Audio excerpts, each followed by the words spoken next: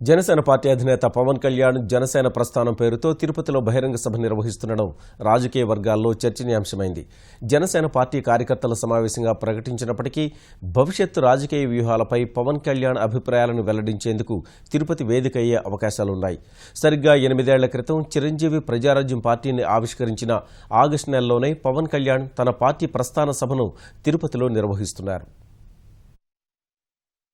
కర్ణాటకలోని కోలారు పట్టణంలో ఈ నెల 21న హత్యకు గురైన అభిమాని వినోద్ కుటుంబాన్ని పరామర్శించేందుకు తిరుపతికి వచ్చిన పవన్ అనూహ్యంగా బహిరంగ సభ తలపెట్టారు. పవన్ ఆదేశాలతో పార్టీ కార్యకర్తలు, అనుచరులు ఉరుగులు పరుగుల మీద వేదికను సిద్ధం చేశారు. సభ నిర్వహణకు పోలీసుల నుంచి అనుమతి తీసుకున్నారు. జనసేన ప్రస్థానం పేరుతో చేపట్టనున్న బహిరంగ సభకు తిరుపతి ఇందిరా మైదానం ముస్తాబవుతోంది. జనసేన పార్టీ అధినేత పవన్ కళ్యాణ్ సుదీర్ఘ విరామం అనంతరం రాజకీయ అంశాలపై నిర్వహిస్తున్న సభకు జనసేన కార్యకర్తలు, పవన్ అభిమానులు ఏర్పాట్లు చురుగ్గా చేస్తున్నారు.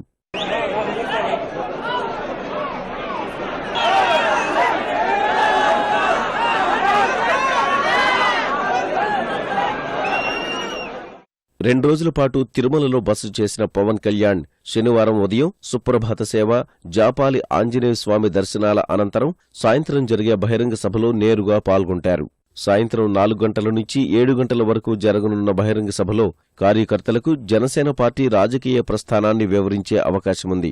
పూర్తిస్థాయిలో రాజకీయ కార్యకలాపాలు నిర్వహించేలా కార్యకర్తలకు దిశానిర్దేశం చేయవచ్చని భావిస్తున్నారు.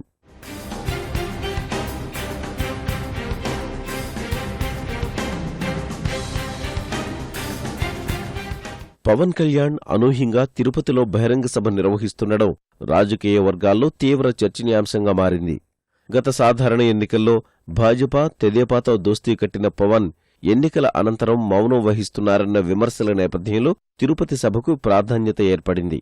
ప్రత్యేక హోదాపై గత కొన్ని రోజులుగా రాష్ట్రంలో విస్తృతమైన చర్చ జరుగుతున్నా ఆ అంశంపై ఇంతకాలం మౌనం వహించిన పవన్ కళ్యాణ్ తిరుపతి వేదికగా స్పష్టమైన ప్రకటన చేసే అవకాశమున్నట్లు తెలుస్తోంది. పార్టీ ప్రకటించిన తర్వాత సంస్థాగతంగా బలోపేతం చేసే చర్యలేవీ చేపట్టని పవన్ తిరుపతి వేదికగా పలు జిల్లాలకు ఇన్ఛార్జీలు నియమించే అవకాశాలున్నాయని ఆయన సన్నిహితులు చెబుతున్నారు. తిరుపతితో ప్రారంభించి జనసేన ప్రస్థాన సభలు రాష్ట్రవ్యాప్తంగా అన్ని జిల్లాల్లో నిర్వహించాలని పవన్ భావిస్తున్నట్లు సమాచారం.